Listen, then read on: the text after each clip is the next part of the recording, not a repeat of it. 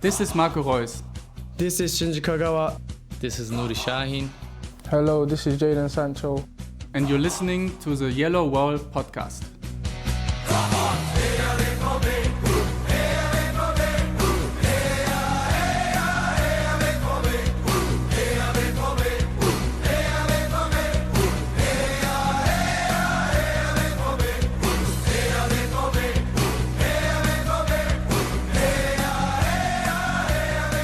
Hello and welcome to episode 519 of the Yellow Wall Pod. I'm your host Stefan Butzko, and today we will briefly talk about the 1-1 draw against Leipzig, in which Dortmund dropped another 2 points to now have the gap widen to the next matchup. That's Bayern Munich. Dortmund have 4 points of a gap, but they're still in second place in the Bundesliga, while it's all still very narrow heading into the next match day. For all that and more, joins me Matthias Zug. Hello, Matthias. I don't even know if this is the first appearance while the season has come, but you've been out for a while. Some of it down to scheduling issues, some of it down to you traveling around the world, and some of it down to medical problems, I'm afraid. So I'm glad you're finally here. How are you doing? I'm doing okay, all things considered. It's been a while, and again, just the schedule monsters and demons or gremlins or whatever you want to call them kind of struck. But it's good to talk again, and especially now with so many matches having been played, to kind of, I guess calm the nerves at least a little bit ahead of what's surely not going to be a calm match in terms of nerves. Yeah, I don't have the schedule right in front of me. That'll take a moment. But Matthias, we have played a few games now, and I mean the main stat I am actually looking at is the goal against average so far compared to last season. Last season's was 1.5 per game, and that was with the starkly reduced amount of goals conceded toward the very end, because I think at one point it was more closer to 2. Right now, Dortmund on average concedes 0.67 goals per game. So I think, to me, above everything else, that is the key stat why it feels a little bit more like Dortmund are competent, because of that key statistic. Because last season, Dortmund were bleeding goals left, right, and center. Now Dortmund travel, of course, to the Allianz Arena, so this average might go up a little. But yeah, the goals per game scored is roughly the same as last season, where it was 2.09, and now it's a 2 point flat, since we have scored 12 goals in exactly 6 games. But yeah, that is sort of the overall most general stat that you can have. We can also, of course, talk about the win record and whatnot, but it's a little early for that. But Matthias, like I said, what is your sort of general feeling now after, I think, 6 match days in the Bundesliga, a dramatic 4 draw in Juventus, and then the 4-1 win against Bilbao in the Champions League, and the cup game wasn't very spectacular, and Dortmund play Eintracht Frankfurt next in the round of 32. But yeah, just sort of in general, since you haven't been on a while, what is your mood? What is your vibe as a Dortmund fan? I'd say overall my mood and vibe is quite positive, good. I mean, Dortmund sits second in the table, and I think deservedly so. As far as their matches go, very solid. Obviously the 2 outliers being the post-red card St. Pauli result, which really skewed everything, and then the insane match against Juve, which was, from a neutral perspective, obviously that's an awesome Champions League match to watch. From a Dortmund perspective, it's like, you're so close. But aside from those 2, Dortmund have looked really good, extremely solid defensively, and that despite, for quite a while, needing to throw together a very much patchwork defense. Niko Kovac has made almost every player that I could see better from a defensive perspective, from tactical discipline perspective, from a pressing discipline perspective. So in that regard, I mean, it's much improved. over same time last year, which isn't very hard. I would almost say Dortmund are a little bit more boring just because they're able to control matches better. If it works, we're using the word pragmatic on the yellow wall. Yeah, well, here's what I'm going to say. On the season preview podcast, I said I expect Dortmund after 5 matches to have at least 13, if not 15 points. Had it not been for the weirdness in St. Pauli at the end, they'd have 15. They had 13. So they did exactly what I said. If they're going to be serious this season, this is what I need to see. And they did it. And in previous seasons, these types of matches, because it was an easy opening schedule on paper. Those are exactly the types of matches that Dortmund would love to fluff in the last 3 seasons, especially. 3, he says. And, well, I'm looking, it's more of a microcosm because you got to look at the players you have. A lot of these players were there 3 seasons ago, 2 seasons ago, not really 4, 5, 6 seasons ago. So you're looking at the players you actually have. The difference, of course, being 3 different coaches in those 3 seasons. For once, I feel confident when Dortmund goes into a match and has veteran players. That's why I'm kind of putting Mane out of this. That they can see out a match against teams they're supposed to see out a match against. And we'll talk about Leipzig. We'll talk about Bayern. Don't need to talk about Juve. But Juve, of course, being not the, call it Heidenheim type opponent where you're like, this is a match you have to win. I expect you to win. I don't expect to win against Juventus. It should have been a win, but I don't expect it. And that's okay if then you draw. But maybe even if you lose, unfortunately, or deservedly.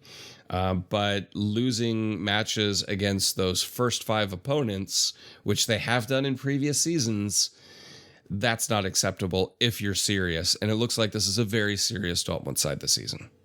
Well, what is very encouraging is the expected goals against sets against Heidenheim and Mainz, which was 0.4 and 0.5 respectively.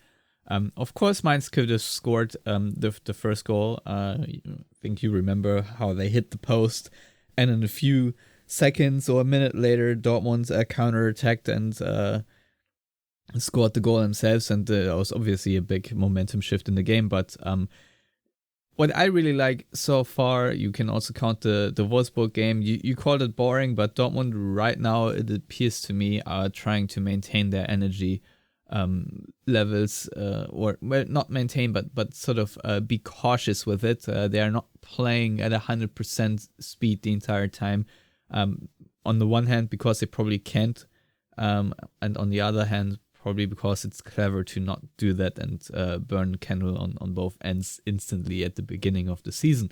So to me, that is very smart. And of course, I do believe that Dortmund are doing a couple of things a little bit better than last season. I think one of the biggest issues they had last season was to finish their transition attacks.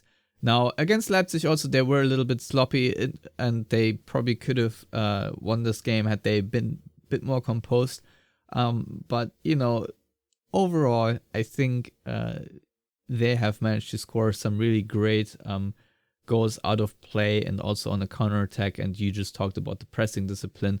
What to me so far is the surprise of the season is Marcel Sabitzer's resurgence and the way he is playing in central midfield and how high and how intense he is pressing opponents, and the turnovers and goals that have resulted from just him doing that.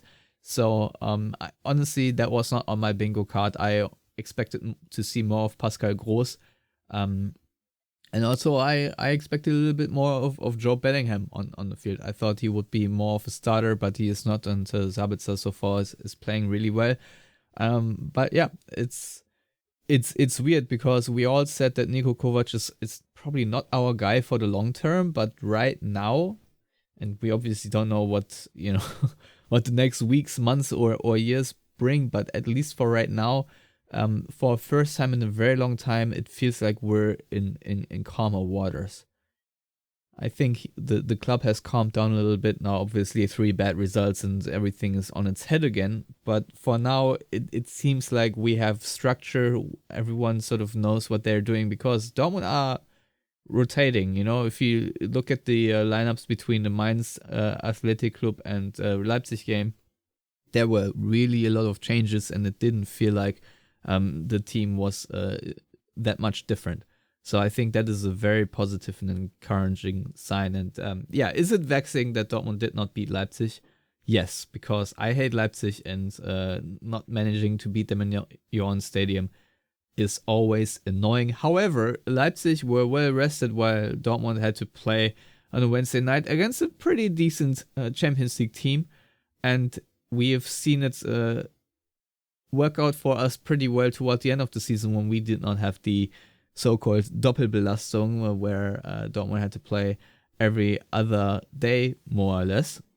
And with that extra energy, they managed to go on this rampage that delivered a 4th place in the Champions League qualification berth. So, Leipzig right now obviously have also a lot of new players, new faces in the club. And they had a little bit of a finding phase, but since that initial 6-0 drubbing to Bayern on match day 1, Leipzig also had been on a winning streak in the Bundesliga. And so to me, it is a good result. It keeps an opponent at least at bay for the direct Champions League qualification spots. And so I can live with the draw, and the encouragement I take overall from this game is that even though Leipzig, at least on paper, should be the fresher team, Dortmund had more of a chance to nick the game in toward their favor in the last 10-15 minutes more than Leipzig. And I think that is just a very positive sign that Dortmund have a lot of energy and fitness within that team, like you just said. Do you want to talk about the game in more specific terms? Yeah. I mean, specifically speaking, we were kind of talking about this before hitting the record button. Probably the most equal, balanced match I've seen in a long time, specifically also between these two sides. But obviously the final result, 1-1, XG, Dortmund 0.9, Leipzig 1.1. So basically a push there on that. When it comes to all other statistics, possessions pretty much equal, pass accuracy, shots on target, saves, fouls, corners, touches. Just long balls. It really is almost the same. Progressive carries and passes and take-ons. The only ones where Leipzig beat Dortmund is they got more bookings. So well done. 3-1. They won tackles 29-15, interceptions 15-7. So almost twice as many tackles won and interceptions made. And I think that's actually really, really key. Leipzig played also aggressively disciplined, and Dortmund had difficulties with that. Leipzig are a good side, good counterattacking side. I think we all looked at that first match where they got absolutely shellacked by Bayern as going, oh, well, this is going to be a short season with Ole Werner. But since then, obviously, they've completely rebounded, and we've all figured out that Bayern are just extraordinarily good right now. And we'll talk, unfortunately, more about them in a bit. So, this is a very balanced game. I would also say, looking at Jan Couto in particular, he balanced the game because I'm not going to say he's to blame for Leipzig's goal, but he's definitely a key contributing factor that carries almost all the blame for the Leipzig goal. Because his defensive positioning was, how do I put this? Let's just say not good. Okay? Incorrect would be the word. Incorrect. He was on the wrong side of his defender. Yes, he was not goal side. Sorry, on his marker, he was to be supposed to be the defender. Correct. So if you remember the goal, it was set up from a free kick due to a Schlotterbeck foul. Welcome back, Nico Schlotterbeck. But it wasn't directly the free kick. It was basically they passed it across, and then there was a deeper cross from a deeper position. I forget which player. So Baumgartner played on the Leipzig. cross, and Ouedraogo was the not Baumgartner played on the cross. I think it was Seiwald who played it in. Yes, but Seiwald. Ouedraogo was the one who headed it into the box, or in the box, front of the goal mouth, and then Baumgartner just whipped it home, unfortunately. Basically a tap in. Yeah, he was in a good position. The marking issue wasn't Baumgartner, really, because that's a hard one to defend against. The issue was, had Young Koto been on the correct side of his marker, which is the goal side, then that headed down opportunity wouldn't have presented itself. He may still have gone for the header, but it would have bounced off of Koto, and no goal would have ensued, at least directly from that. Well, I wouldn't go that far, because it was still a mismatch. Young Koto still needed to do a lot to defend that if he was on the right side. But it wouldn't have been as easy. It would have not been as easy and controlled of a header in the 5-yard area of the box. Yes. Yeah, because he didn't really even have to jump. So, at least get in the way somehow. And that didn't happen. But then young Koto, very shortly thereafter, kind of leveled things out with an overall pretty good team move. So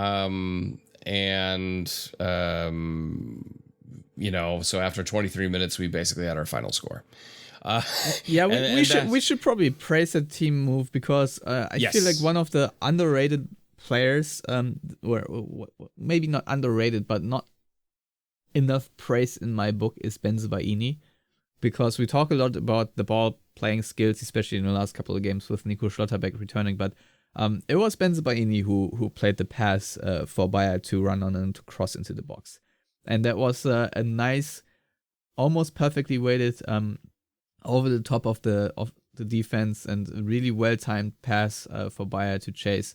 That was so I don't know if that's something I would already brandish automatism, because Dortmund have done this kind of move several times, and there seems to be some chemistry now between Bensebaini and Bayern and the other strikers, because I think it was still during his Wolfsburg time when Niko Kovac said that what differentiates the really good teams from the okay teams or good teams is that the really good teams make a lot of deep runs, and also the passes are being made. I think I remember that him saying that, but I think this is certainly a weapon that Dortmund use a lot, and if you have Schlotterbeck and Waldemar Anton is maybe not the best build-up centre-back ever. However, even he can play a pretty clean ball. But Bensebaini to have this sort of this dink, this lob, whatever in his repertoire to create chances and eventually goals was nice. Obviously, Dortmund were a little bit lucky that the defender whiffed when the ball was pinging toward Guirassy. Another really nice layoff from Guirassy to Young Koto, or Young Kaut, I think is how you actually pronounce him. And I think a little bit luck on the deflection as well.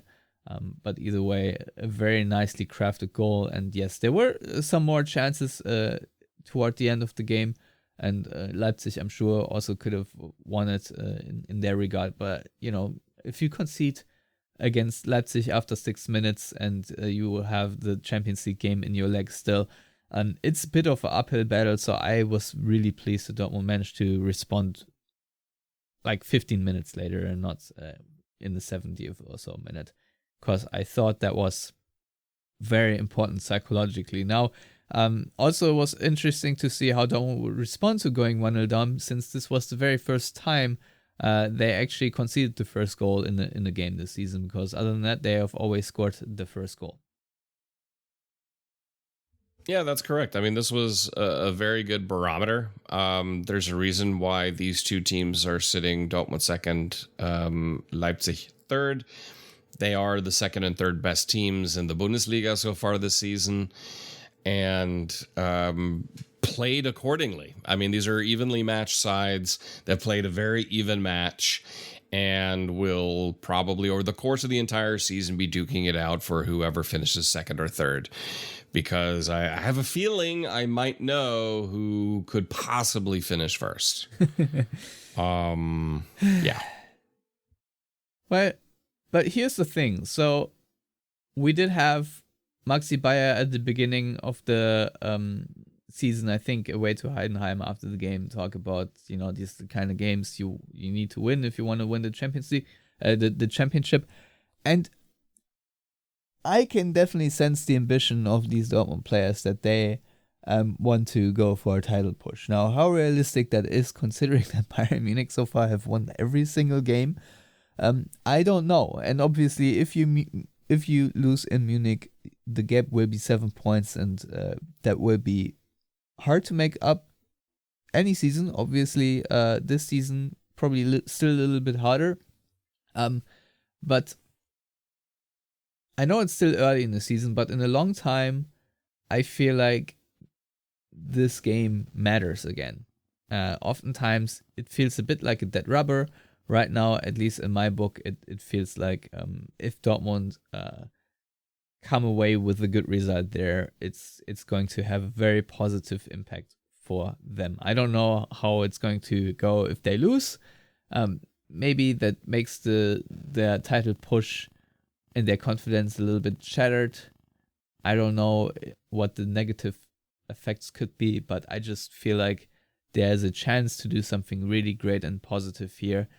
Because if Dortmund manage to go in there and win somehow, then I think the confidence boost is going to be enormous, and we're actually going to have a title race on our hands. If they don't win, probably not so much. I mean, people are counting out anyone but Bayern at this point anyway, since Bayern do look like juggernauts. But I'm just saying, psychologically, if Dortmund manage to get anything in this game, it's going to help, because Bayern away, especially at the back of an international break, is probably the hardest game they're going to play this season. So if they manage to get something from, let's call it a direct opponent for now, it just would mean a lot. And so this is how I'm anticipating the game. I think I personally will be a little bit more nervous watching it than I've watched the last games away to Munich. I remember a few years ago, I actually went to a Sixers game instead of watching the Bayern game, and Dortmund were shellacked anyway. So that was the right decision back then. But this Saturday at 6:30 p.m. local kickoff time, I will most certainly be tuning in and see how the black and yellows are doing, because it's also going to be an amazing test to see where Dortmund actually are and if they are actually good enough to compete with a team like Bayern in a game and in a head-to-head. So that is just a lot of excitement for now, and I'm really curious what the lineup choices are going to be, how Dortmund are going to approach this game, whether they will be quote-unquote brave to play in a way that you probably have to play against Bayern, or if they sit back too deep and then just get picked apart. We don't know. What do you expect? Yeah, that's a good question. Dortmund have the second best defense. Unfortunately, Bayern have the best defense. And this defense is going to be put under a ton of pressure. Now, as far as coaching goes, I do have a lot of confidence in Niko Kovac to be able to set up Dortmund in a way that they will minimize Bayern's easy scoring opportunities. The question, of course, is will he be able to set up Dortmund in a way that they put Bayern under any type of pressure in their build-up play, specifically as of midfield? I mean, you don't have to press them all the way in their own half, because odds are that's suicide. But if you at least don't let them come to your third unmolested, that is also suicide in my opinion. They'll pick you apart. Well, I think you need to be aggressive every now and then, that you actually do press for them sure, high up. for sure, situationally.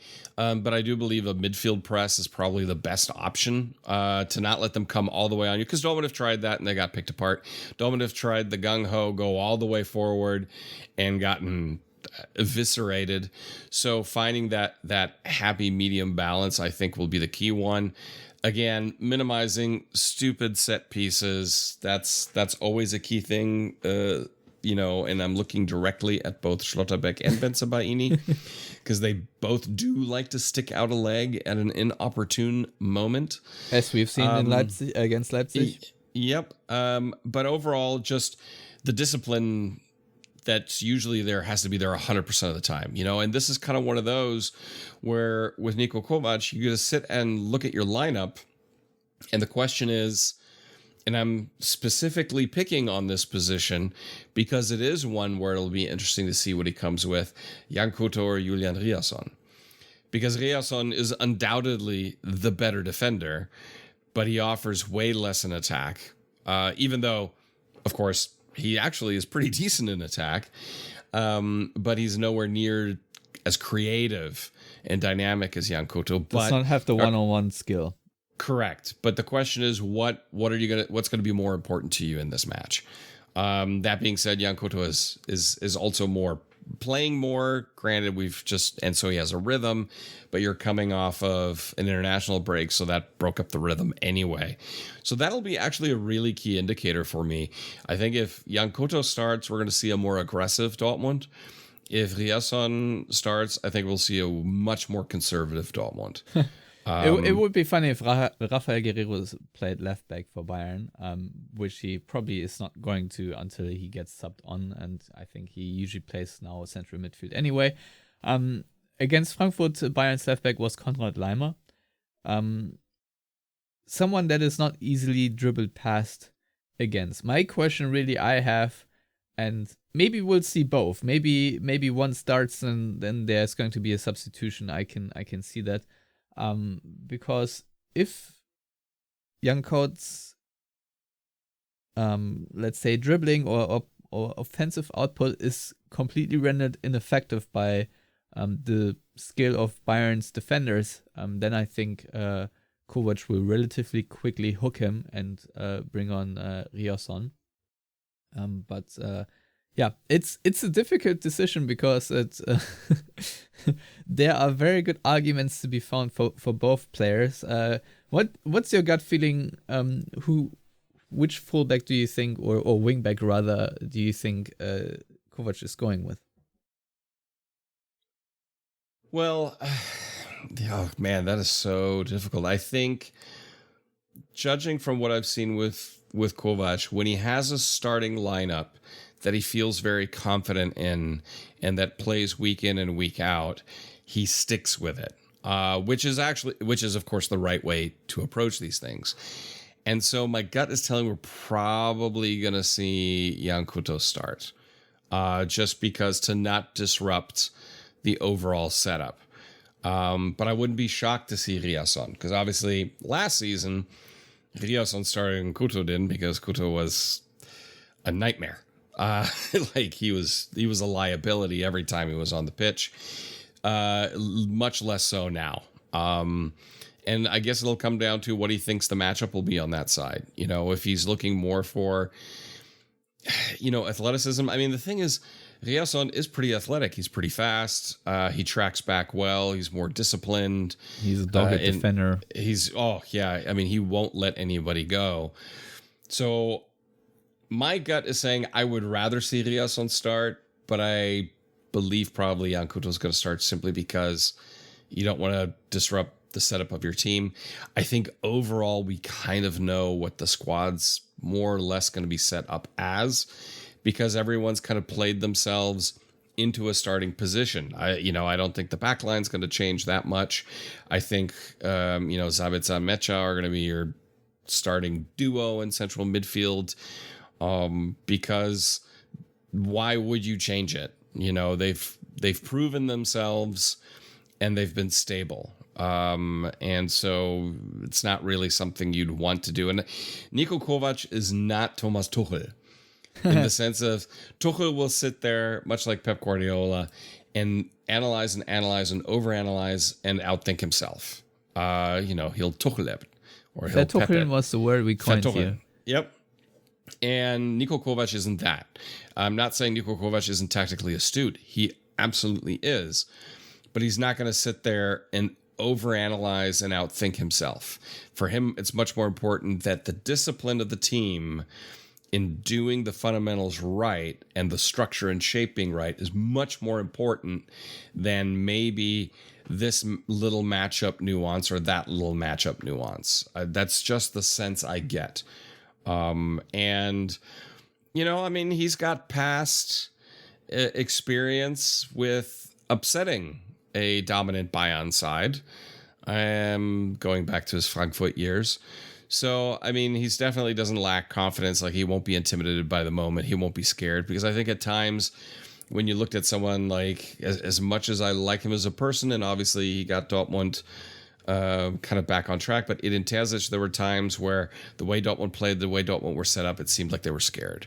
They were intimidated because, oh my God, we just can't possibly concede. And Niko Kovac doesn't, that I just don't get that sense at all. There was this game away to PSG in the Champions League where Dortmund, I think it was the first match they saw on the Champions League final run, where Dortmund were just basically playing to not lose or something, and that was Tercic's idea and approach that really, really backfired, and I don't foresee Niko Kovac making that mistake. Now, Matthias, you already talked a lot about the lineup and how much of it is set, but really the front three is where it's going to get interesting. Now, we know Guirassy returned from international break early, as his national team said that he is not in peak physical condition. I think the Charlie horse that actually ruled him out against Mainz is giving him still a lot of problems. His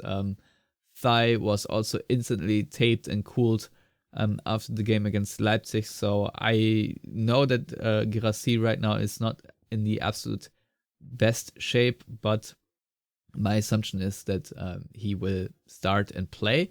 And of course, the other name I would absolutely not put out of the lineup right now is Adeyemi, because he's been in too good of a form, and his unique skill set is perfect to play away at the Allianz Arena, because you want super fast counter-attacking players, because you will be playing on a counter-attack a lot. So, like I just said, that leaves one position, at least in my book, that is still a tiny bit of a question mark because of all the options you have.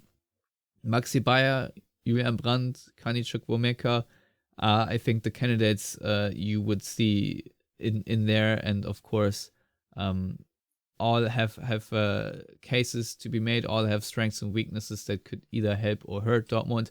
I think Maxi Bayer is probably the one who's going to get the start, because he's the most direct player. He is also very fast, and he is also tactically the most disciplined player, and does all the running that you basically have to do against Bayern, especially for the first 70 minutes.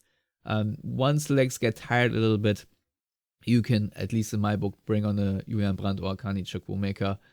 You can also bring on both, obviously. You probably have to bring on both to get some relief, and that will probably change things. You could also mix it up and say, I want a more creative player like Chukwuemeka or like Brandt, and pair it with one quicker player like Adeyemi or Bayer, and then bring one of Adeyemi and Bayer off the bench to keep someone of the Bayer Adeyemi darts, I'm calling them now, fresh, because that could also be a game deciding in the end. I think, at least for the front three, there are a lot of decisions to be made. I haven't even mentioned Fabio Silva yet, but I think from his style of play, he could also be a key player. Now, of course, against Leipzig, very late, he had that chance, really beautiful lob from Julian Brandt, and if Fabio Silva had a little bit more match rhythm, I'm pretty sure he would have just poked the ball in somehow, either with his head or knee or something, and not been defended by Seiwald in the very last second, because that really should have been the game winner, but unfortunately it was not. But yeah, his playing profile would also fit this game. So I just said a lot of words, but yes, only to say that I don't know what direction to go here really, and I can make the case in several directions. Even Chukwuemeka defensively is someone who contributes and who is very robust and physical. That could help. So I could see him even be picked ahead of Brandt in the substitution order. What are your thoughts? I'm really intrigued. Yeah. Gosh, I'll be honest. I probably wouldn't start Julian Brandt. As much as I value Julian Brandt and like him, he'll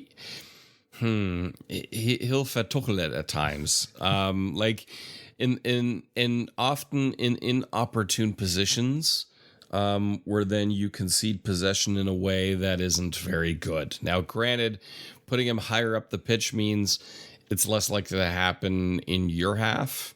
And if you're going to lose possession, you may as well do it in the opponent's defensive third.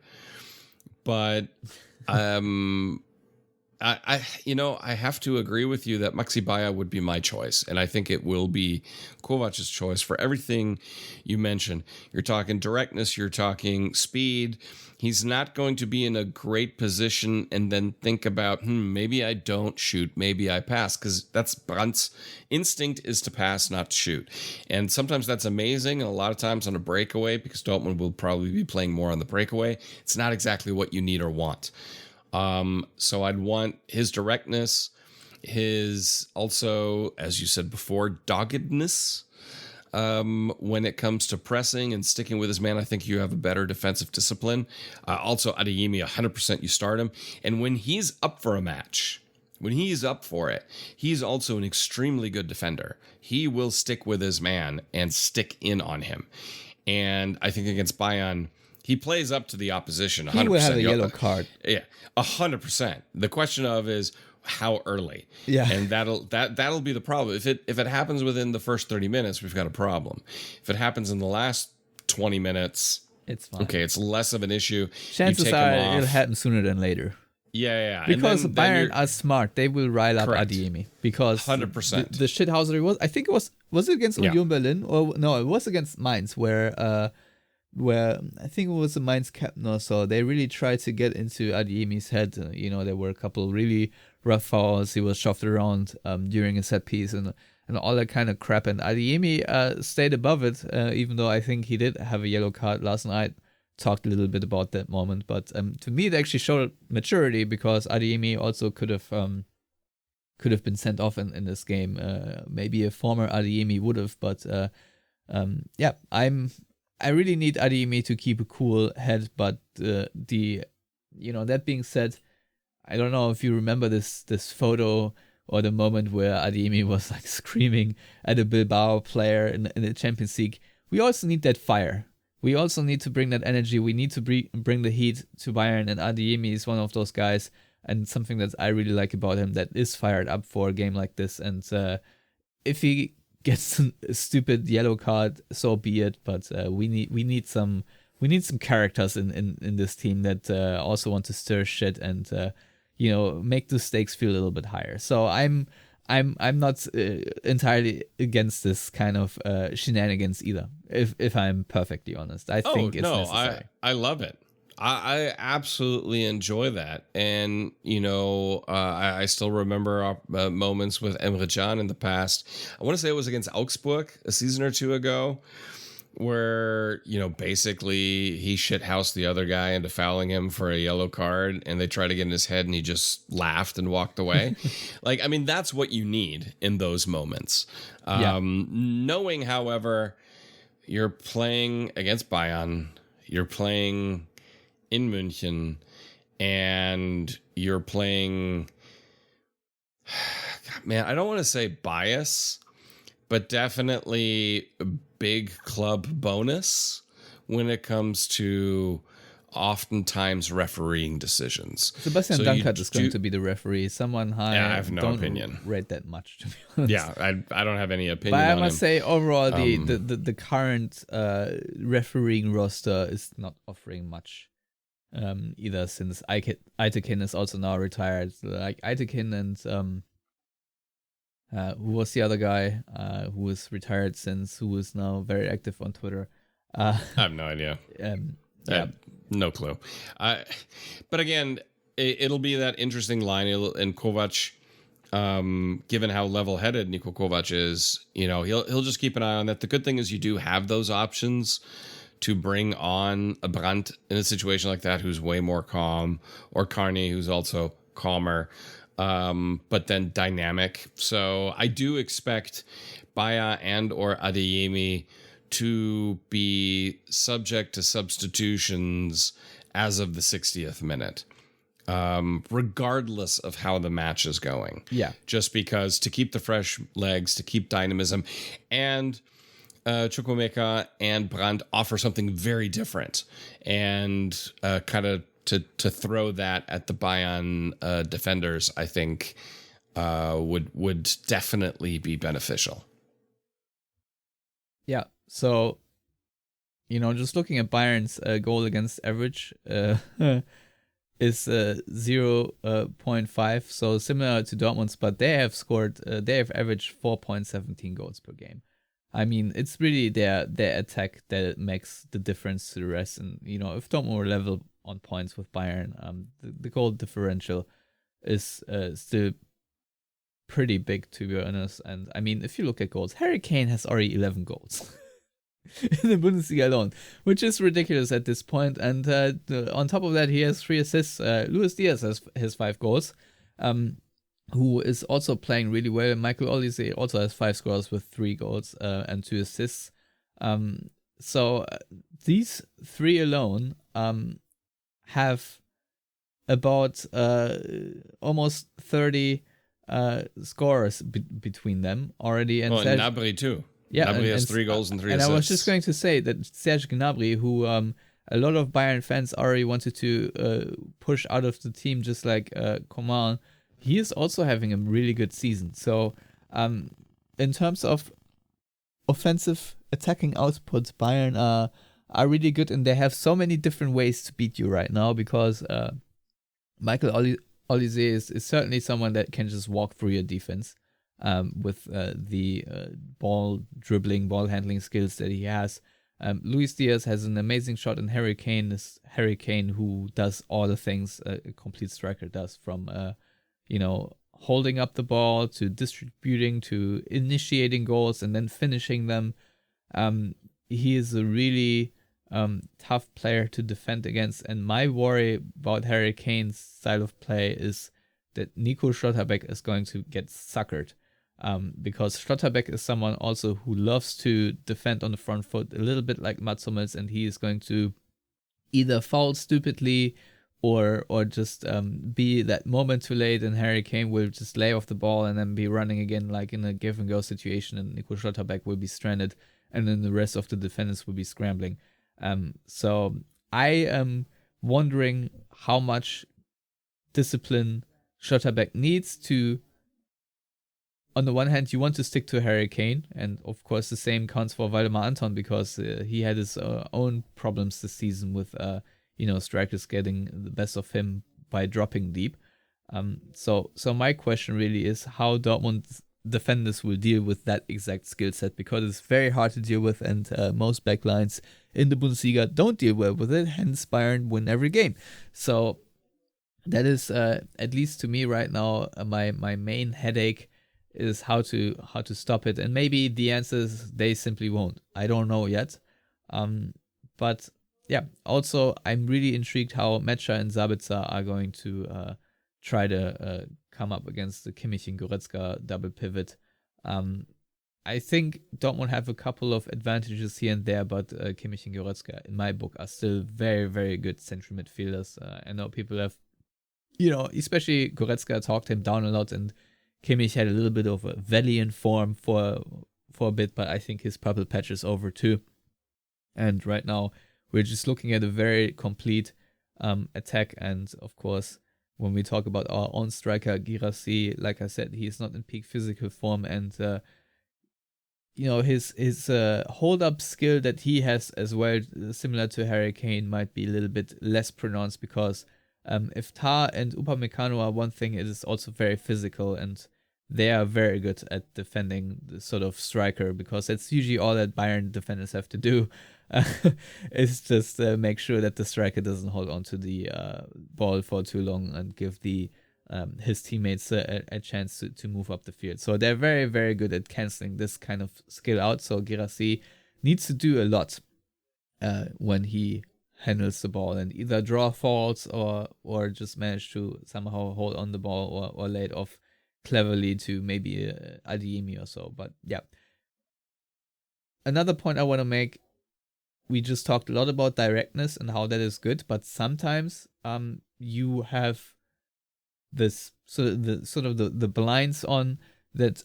Every time you win possession, you just want to move forward and bring the ball vertically as quickly as possible, and then you lose possession, and then you go again and do the same thing over and over again, and it does not work. What I really liked about Dortmund in Champions League so far this season, especially the first half, Juventus, but in general also did it against Leipzig too, but Bilbao, is that Dortmund, when they win possession, they don't necessarily always try to counterattack and run as quickly toward the opponent's goal as possible. Sometimes they step on the ball, circulate the ball, and do these things just to establish some control. And especially in this game, it's going to be very important to do that, to take the tempo out of the game. I've talked a little bit about how Jan Kout takes 5 minutes for a throw in, how Gregor Kobel steps on the ball. I think the sort of time wasting that we've seen from Dortmund recently and sort of try to kill the rhythm and the flow of the opponent is going to be another key factor here. So I want Dortmund to be smart enough to obviously take the counterattacks that are there, but also establish themselves in the game and have some control. These are sort of the key aspects I'm looking at to have any success away to Bayern. What are yours, if you have any more to add? No, that pretty much sums it up. I mean, I was just listening to you and taking notes. And I hope Bayern were not. No, I mean, at the end of the day, Dortmund need to do everything they've been doing perfectly. Yeah. I mean, that's the problem. Like there's no room for error. Now, of course, Bayern will not be perfect at all times. And here's the thing. Now, we talk about as amazing as Dortmund's attack is, Bayern's attack is, and 4 players that are always dangerous. I do see weaknesses, and specifically, Jonathan Tah and Upamecano. I was waiting whether you were going to say Upamecano. Of course, because there's always an opportunity for failure there, and when I look at Jonathan Tah, who I know has been one of your absolute favorite central defenders forever and a day. Who, mine? Yeah, and I'm not being sarcastic at all. You look at how he played at Leverkusen, which was, as long as he had a certain coach, was fantastic. You put him in the Germany squad, and he's Jonathan Tah that we know and love, and a liability. Upamecano, you put him under pressure, he will make mistakes, and Jonathan Tah as well. And the problem, or the advantage for Bayern this season, is they don't really get put under a lot of pressure. And so you can have as good a defensive record as you do when you're just constantly bombarding your opponents. And that's the key thing, that Dortmund have to be able to withstand that and then put those players in particular under pressure.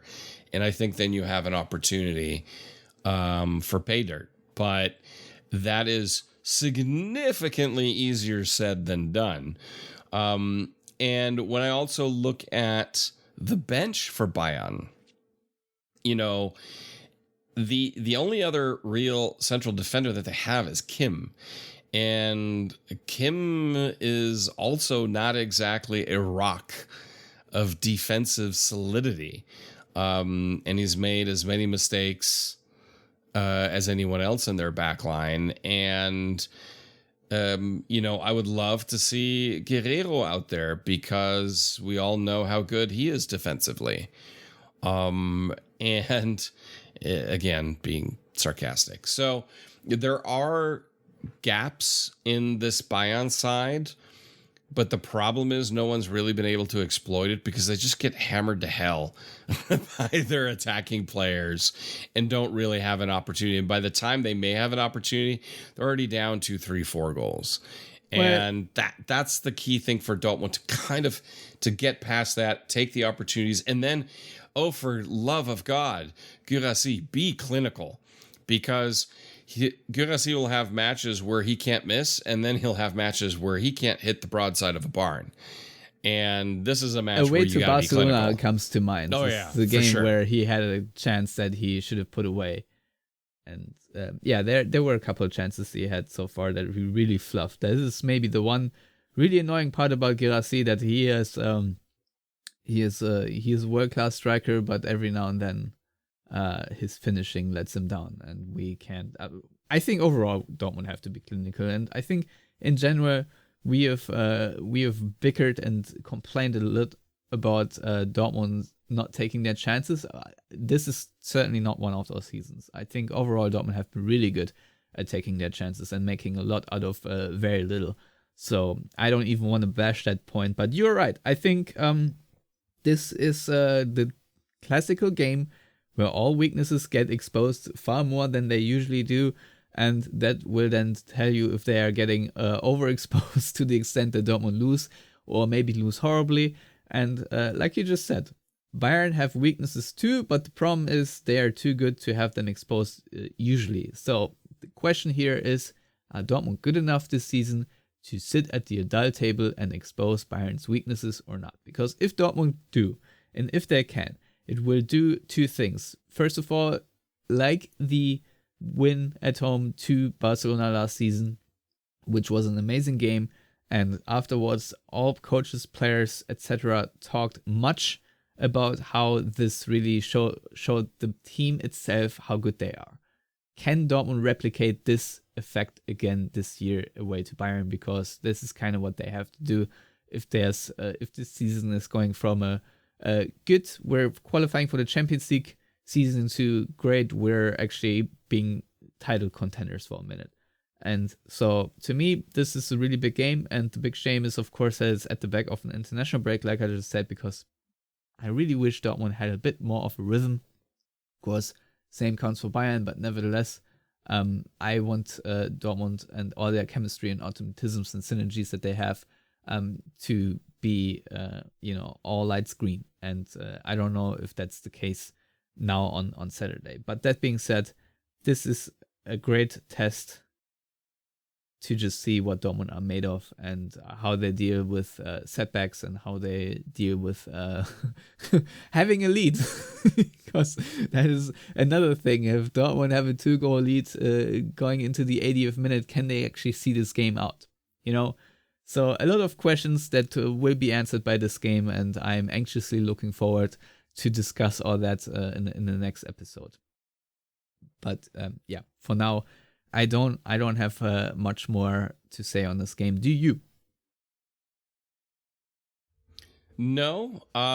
Aside from the fact that, much like you, I will be quite nervous watching this match simply because I have a glimmer of hope. And dangerous. And it's so dangerous to have a glimmer of hope against Bayern, because I've had glimmers of hope in the past, and then Bayern scores 6 goals. But I have a glimmer of hope. So we'll see. We'll see what happens. Have Dortmund not been unbeaten in the last 2 trips to Munich? I'm not entirely sure right now, but I'm pretty honestly, sure we did know. not lose to them last season. At least was that a Kovac game? Honestly, I don't remember. It's crazy how little we remember, considering how much we talk about all these games. Well, it's like after a while, you have this Well, singularity. You have the singularity of consciousness, man. No, it was a 1-1 draw at home and it was a 2-2 draw away. So Okay. yes, last season we did not lose to Bayern. So Yeah. and I always say if you want to win a championship, that is sort of the minimum, because that is usually the games you have to take. Yeah, in the season before, Dortmund lost the home game 4-0. And that is where I was at the Sixers game. I think it was against the Sun. And then we actually did manage to win in Munich. 2-0 win, goals by Adeyemi in the 10th minute, and then the killer blow by Julian Riasson in the 83rd minute. And a very, very interesting game. Füllkrug, Sancho in der Team, Brandt, Metscher, Can, midfield. Then we had Ian Maatsen.